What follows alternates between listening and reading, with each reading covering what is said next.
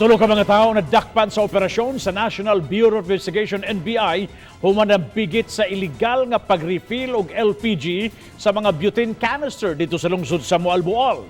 Ano ang report?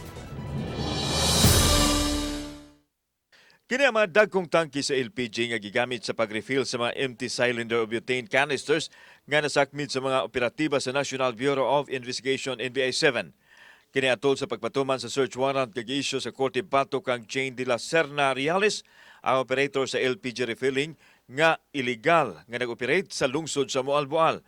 Matod sa NBI official nga adunay permit to sell apan walay permit to refill ang subject sa ilang warrant. Wala diha si Reales atol sa operasyon sa NBI apan naatlan ang tulo ka mga lalaki nga nag-refill og LPG sa mga cylinders. Sila mao silang Danilo Sibuan, Alamid Toledo o Gramil Kiliano. Gawas sa illegal nga pag-refill, gitamper usab nini ang ngalan sa ubang mga canister brand. So peligro kay sa sunog. And they are distributing these canisters as far as Talisay and parts of South. Ang operator kanhi nag-operate sa dakbayan sa Talisay apan ni balhin sa Moalboal.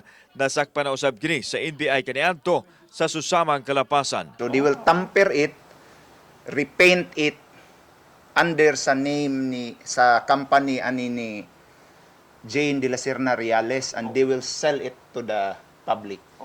Ang Bureau of Fire Protection may pahimang na usab sa dili paggamit og mga butane nga wala mo agi sa saktong proseso kay mausab kini ang kasagaran nga hinungdan sa sunog. Na may mga small size sa mga legally filled. So dito rata sa safe. Ang NBI is concerned sa safety since unregulatedly wa ni sila ma-monitor why quality nga kuan ba? Why quality control? Kauban si Cleofer Lumayag, ako si Alan Domingo. Balitang Bisdak.